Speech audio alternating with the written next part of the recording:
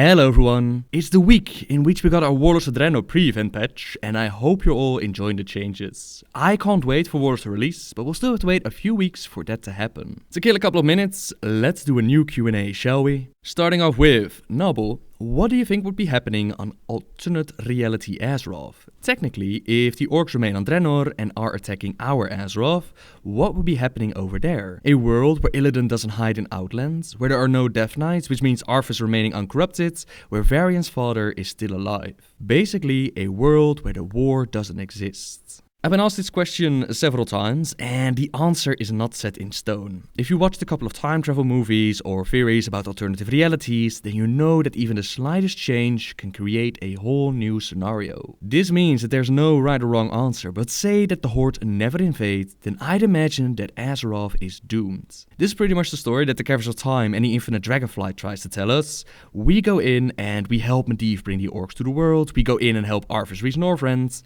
Certain events that at first glance might seem like a bad move, but apparently are needed to reach the right future. The Caverns of Time shows us that Azeroth needed the orcs, it needed the Horde, or at least it needed Thrall. Now say that we have an Azeroth with no invading forces, then we wouldn't have the Alliance of Lordaeron. Medivh would still be under the influence of Sargeras, and Sargeras would still try to weaken the world and get it ready for an invasion. There's no telling what force or plan he would use, but the end result, in my opinion, should still be the same. The real Medivh, he still places people around him capable and willing to take him out, if and when the need would arise. That means that Sargeras, whatever plans he has, he fails and he gets his head chopped off. Next up, I'd imagine that Deathwing, he would still try to find someone or some race, manipulate them to use the Dragon Soul and enslave or at least use it against the other dragons. But again, the end result would still be the same. Ronin could still be sent on a mission by Krasus, would still be able to find the same companions, would still be able to liberate Alexstrasza. All of that could still have the same ending. Now you can check every little detail off, but in my opinion the first thing that would really become a problem would be C'Thun in Ank'Hirai. This is a force that we teamed up with the Horde to take him out. It was a global scale war and we had to do this since C'Thun's forces were rising and we had to clean up the situation in Ank'Hirai. We would be missing a massive force to fight this old god. We'd be missing an alliance as we know it today. It's very possible that the alliance will still be formed, of course, but I doubt that they'd be able to stand against C'Thun. Like I said, there are so many variables and what ifs and possibilities that it's almost impossible to predict how the planet would be. But I think that one thing is pretty clear, and that is that Azeroth is doomed. One way or another, it needed the orcs, it needed Thrall, if only to prevent the Hour of Twilight during the Cataclysm. I'll leave it up to you guys to speculate a little bit longer on this. I could go on for hours and examine every little detail. Like I said, it's very hard to predict. Hey Noble, love your videos. I've always been wondering about the events after the First War. If Gul'dan died in Azeroth, how did they have his skull on Draenor to open the Dark Portal? And what kind of powers did the skull possess and why did Illidan have it? Gul'dan's skull, it possessed the knowledge and powers from Gul'dan itself, so fel magic, warlock powers, all that good stuff. Gul'dan did indeed die on Azeroth in the Tomb of Sargeras, but one of his warlocks actually survived going into the tomb. He quickly escaped and on his way out he found the skull of Gul'dan. He picked up the skull, he probably realized that this was a very powerful artifact, he took it with him, but he himself was killed by some warrior who then was killed himself by Hurakan Skullsplinter. It somehow made its way back to Draenor, it somehow got into the hands of Hurakan, and this all happened before Khadgar closed the portal for the first time. Eventually, Teron Gorefiend, he wanted to go back into Azeroth and collect powerful artifacts which they could use to open up more portals to different worlds. They would need to get the Skull of Gul'dan in order to reopen the Dark Portal, and Grom Hellscream was put under the task of collecting the skull. He first tried to reason with Hurakan, tried to make him see that Ner'zhul's and Teron Gore's plan was the best way to go,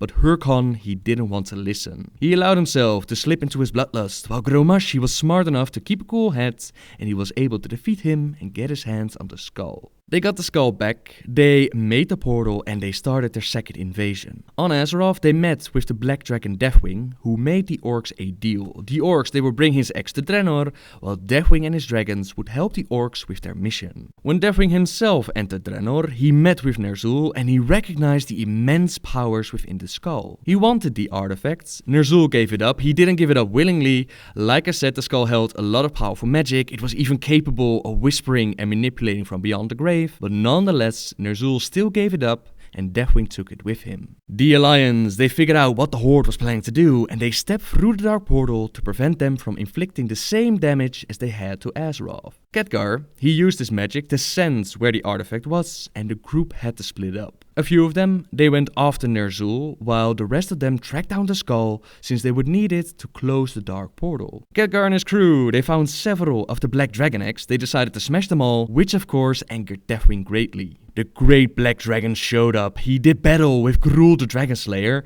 and Khadgar used his magic to manipulate the metals that keep Deathwing together. This forced Deathwing to retreat, and he was kind enough to leave the skull behind. Near the end of the story, Ner'zhul, he did manage to make his portals. He didn't just make one portal, he made several all across Draenor, which made the planet incredibly unstable, and it was about to blow. The power of the explosion, it would travel through the Dark Portal, possibly take Azeroth down with it, so Khadgar knew that they had to close the portal from their side to save their people. This was of course a great sacrifice, since it meant that they would no longer be able to go home, but the Alliance forces were willing to make that sacrifice. As the portal closed, Khadgar quickly tossed the skull to a Wildhammer dwarf, and he told him to quickly go through the portal and bring it back to Azeroth. This is how the skull ended up back on the planet, and the next bit is not explained. We don't really know how or why the skull ended up in Felwood. All we know is that it did, and this is where Illidan picked it up and it absorbs its powers. I am free after 10,000 years. Yet still my own brother thinks I am a villain. I'll show him my true power. I'll show him that the demons have no hold over me. Are you certain of that, Demon Hunter? Are you certain your will is your own? You reek of death, human. You'll regret approaching me. Come then. You'll find that we're evenly matched.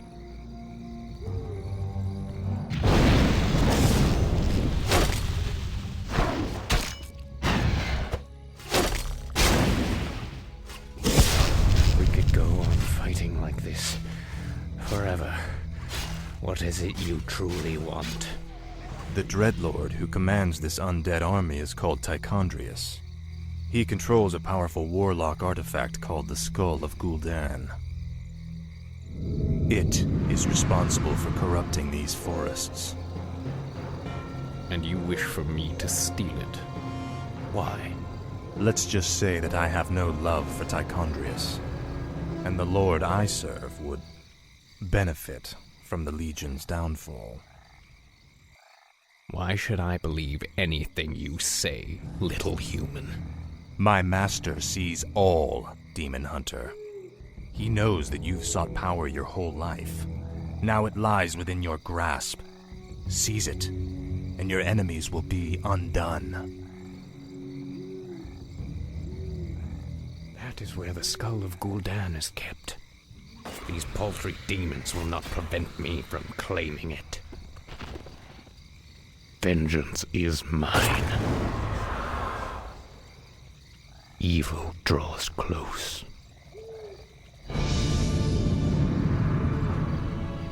Now, at least the demons will no longer corrupt the forests. But if I destroy the skull and claim its powers as my own, I will become stronger than any of Archimonde's lieutenants. Yes, the power should be mine.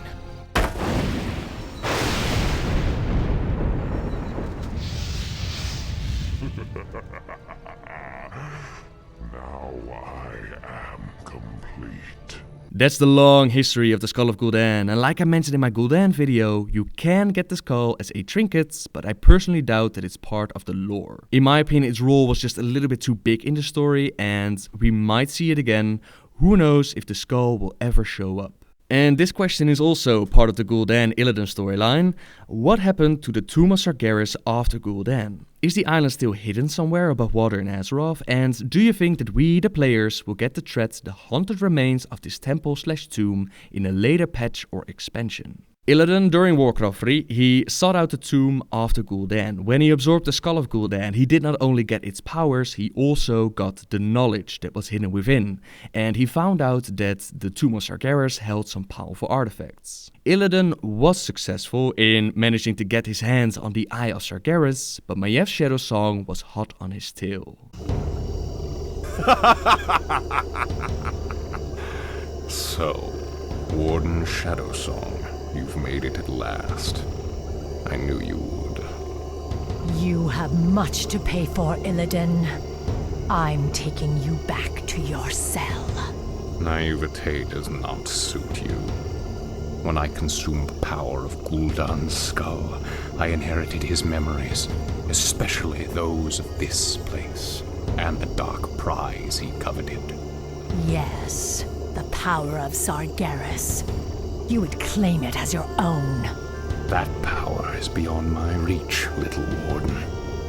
But this, the Eye of Sargeras, contains all the power I'll need to rid this wretched world of my enemies once and for all. Ironic that you should be its first victim. You're insane. Isolation can do that to the mind. Now, after all the long centuries you kept me chained in darkness, it is only fitting that I bury you in turn. Illidan tries to bring down the tomb on Maiev, but her blinking powers allows her to escape while the rest of the party stays behind and dies. I don't believe Illidan brought the entire island down to the ocean. I think he just brought down the building, so the island should still be out there. I think it's possible that they might add the tomb as a later dungeon or scenario or something like that. I personally think that would be really cool to see the place again. Who knows what kind of powers are left behind? Who knows? We might see Maiev forces as haunted spirits. Now, if I had to place it in an expansion, then I would say that the one with the Naga, N'Zoth, islands, pirates, all that good stuff, that would be a very good expansion to place it in. I've got some more details in my Dark Below speculation video, which I'll link in the description if you want to check it out. Noble, can you give a bit of background about Magatha Grimtotem, please? She seems like a cool character. Magatha's story mostly takes place within the comics. What we know is that she's a shaman, and she became the leader of the Grimtotem clan because of an arranged marriage. Her mate, he died during a climbing accident, which placed her firmly in control of her people. She always disagreed with Cairn about the way that he ruled the Torrents, but Cairn kept her close. He figured that it was better to keep his enemies close, to keep an eye on them, but eventually that would become his downfall. Around the time of the Cataclysm, a group of Torrent druids, they met with a group of Night Elves. They tried to get some peace going between the two factions, but their meeting was interrupted by attacking orcs. Hamur Runetotem, he was present at the meeting. He was the only druid who managed to survive, and he figured that the orcs were sent by Garrosh, but in truth, the orcs were working for the Twilight's Hammer clan. Word reached Cairn about this attack, and Cairn was furious. He challenged Garrosh to a Mak'gora for the title of war chief, and Garrosh, he agreed, but only if they'd go by the ancient rules, a duel to the death. It's custom for Mak'gora that the weapons used during the fight are blessed by a shaman. Magatha, she saw a window of opportunity in this, and she offered to bless Garrosh's weapon, but what Garrosh didn't know was that she actually poisoned Gorhal. The fight itself, it was pretty damn awesome, but it was clear that Cairn was definitely winning the fight. But once Gorhal struck him only once, the poison did the rest. Cairn died with knowing that he who had lived his whole life with honor would die betrayed. Magatha then took this opportunity and she took over the city of Thunderbluff in the middle of the night. Cairn's son Bane would have probably been caught unaware or died during this attack, but luckily for him, one of the Grimtotems actually respected Cairn and he felt that Magatha had betrayed what it meant to be a shaman. Yevan Grimtotem, also known as Stormsong, warned Bane about the attack and he helped him get back his city. Magatha actually expected Garrosh to help her out, to be thankful for poisoning Gorhal, and she actually expected to get some troops from the Horde, but Garrosh was pissed. Honor still meant a great deal to the war chief, and finding out that he was strict like this, that he would never know who would have won a fair fight, he wanted nothing to do with Magatha and her trickery. Bane's forces were able to kick Magatha out of her new position, but Bane, he respected his father's choices and he had learned well. He gave the Grimtotems, who were willing to step away from Magatha, a choice. They could either stay with the rest of the Torrents under Stormsong's leadership, or they could stay with Magatha and be exiled. Several of the Grimtotems, they stepped away, but the majority, they stayed with Magatha, and they were all exiled to the Stone Talon Mountains. Life didn't get any easier for the Grimtotems to follow Magatha. Their camp was destroyed by the Horde forces, and Magatha herself was captured by the Twilight's Hammer clan. During the Cataclysm, when they revamped all the quests, they added a quest for Magatha, in which we help her out, and at the end of the questline, she ends up with some powerful artifacts, especially the Doomstone. This Doomstone is a magical device able to absorb absorb and amplify elemental powers, and Magatha says that the next time we meet, it will be our last encounter. Unfortunately, there were several questlines and storylines that Blizzard just never finished with the Cataclysm, so who knows when or how we'll ever see Magatha again. Hey Noble, could you make a video about Timmy the Cruel from Strathholm? I've read almost every novel, graphic novel and manga and not really seen anything saying who he is or why he is there. So I think I missed something. Can you do a video to tell us all who and / why he's there? Timmy the Cruel is a ghoul or Easter egg or little joke from back during Warcraft 3. In the campaigns, Arthas was asked by Timmy's mother to rescue little Timmy from a pack of gnolls. Please, you're my only hope. A group of gnolls kidnapped my little Timmy and took him to their hideout in the forest. Could you find him and bring him home?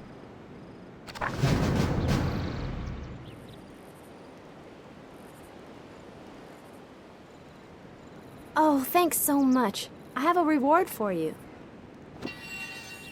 Later on in the game, you find a ghoul in a cage, and this ghoul is also called Timmy, which might link these two characters together. I always thought that this is how it happens, like you save Timmy, he then dies and he turns to a ghoul, and then later he shows up in Strathholm again, but Wowpedia tells a different story. Apparently, you can find little Timmy in Warcraft 3 with his mother alive and well in Theramore, and there he acts like a vendor. Some speculate that the cat vendor in Stormwind, little Timmy, is in fact the character that Arthas saved. I wish I could tell you more, I wish I could give you some confirmation, but I don't believe Blizzard has ever explained this little Easter egg. So who knows which one was Timmy, who knows what he's currently doing. I'd personally say that the cat vendor seems most likely, but who knows. Which brings us to the final question for this Q&A. Hello Noble, what's the story on the Ethereals? When and how did they end up on Azeroth? The Ethereals, I think I already answered this question in a different Q&A, but I just couldn't find it in which one I answered it, and since a couple of people asked me,